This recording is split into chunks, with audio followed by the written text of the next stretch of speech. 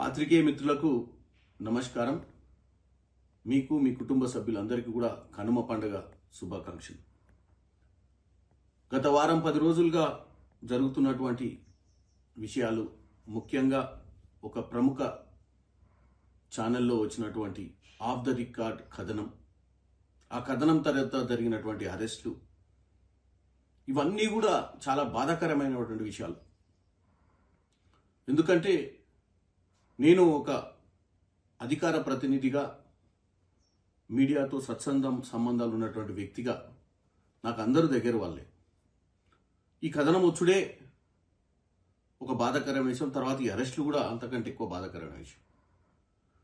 కానీ మీరు అర్థం చేసుకోవాల్సింది ఏంటంటే, ఆ కథనం ద్వారా ఒక మంత్రివర్యులే బయటకు వచ్చి నాకు ఇంత విషయం ఇచ్చి సంపరాదని, మీకు అంత కోపం ఉంటే అని చెప్పేదాకా వచ్చిందంటే ఒక్కసారి మనం ఆలోచించాలి. ఒకప్పుడు జర్నలిజంలో సంపూర్ణమైనటువంటి సాక్ష్యాధారాలతోటే కథనాలు కానీ వార్తలు కానీ రాసేవారు.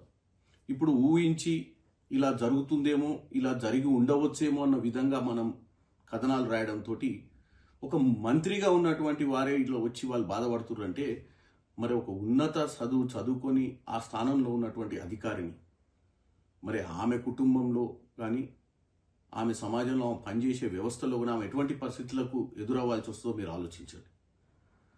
ఈరోజు ప్రభుత్వం మీద తీవ్ర ఒత్తిడి రావడం వల్లనే దీనికి ఎక్కడో కాడ ఫుల్ స్టాప్ పెట్టాలి ఆఫ్ ద రికార్డ్ కథనాల కన్నా ఉద్దేశంతో ఈరోజు ముఖ్యమంత్రి రేవంత్ రెడ్డి గారైనా, ప్రభుత్వంలో ఉన్నటువంటి నాయకులైనా నిర్ణయం తీసుకోవాల్సి వచ్చింది.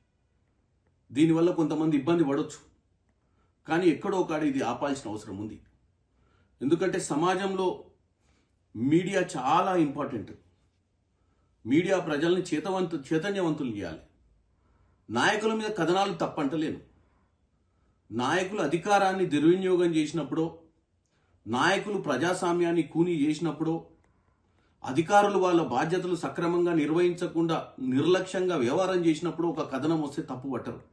దానివల్ల ఏంటంటే అందరూ, మిగతా అధికారులు కానీ మిగతా రాజకీయ నాయకులు కానీ తప్పులు చేయకుండా ఉంటారు. ఈ కథనాలు రావడం ప్రజలు స్పందిస్తారు కాబట్టి. కానీ ఈరోజు రాజకీయాలకు అతీతంగా ఇది కాంగ్రెస్ పార్టీ కానీ, బీఆర్ఎస్ కానీ, బీజేపీ కానీ, ఇంకే పార్టీ కానీ ఎవరిని కూడా వ్యక్తిగతంగా విమర్శిస్తే వాస్తవాలు లేకుండా అందరికీ ఇబ్బంది. వారి కుటుంబ సభ్యులకు, వారు ఉంటున్నటువంటి వ్యవస్థలకు కానీ.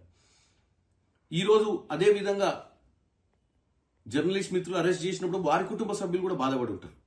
సో ఇవన్నిటికీ మనం ఫుల్ స్టాప్ పెట్టాల్సిన అవసరం ఉంది. రానున్న రోజులలో వీలైనంత వరకు వాస్తవాలే తెలియజేయండి ప్రజలకు.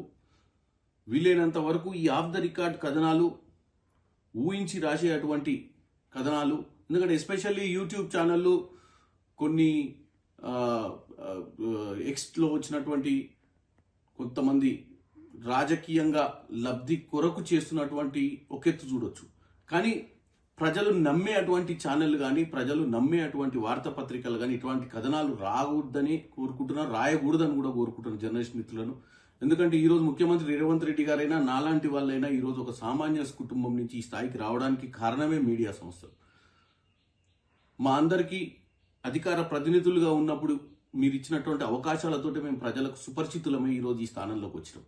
కాబట్టి మీడియా అన్నా, మీడియా సోదరులన్నా, జర్నలిస్ట్ మిత్రులన్నా మాకు చాలా అభిమానం ఉంది. కానీ ఈ వ్యవస్థను నడపాలంటే ఇటువంటి కథనాల ద్వారా వ్యవస్థ నడిచే పరిస్థితి లేదు. దీనివల్ల నష్టం జరిగే పరిస్థితి ఉంది. కాబట్టి ఇటువంటి నిర్ణయాలు తీసుకోవాల్సి వచ్చిందని, ఇటువంటి సంఘటనలు పునరావృతం కాకుండా చూడాల్సిన బాధ్యత ఈ సమాజంలో ముఖ్యంగా అందరి మీద ఉంది. Especially journalist friends, especially media సంస్థ అధినేతల మీద ఉందని తెలియజేస్తూ సెలవు తీసుకుంటున్నాను.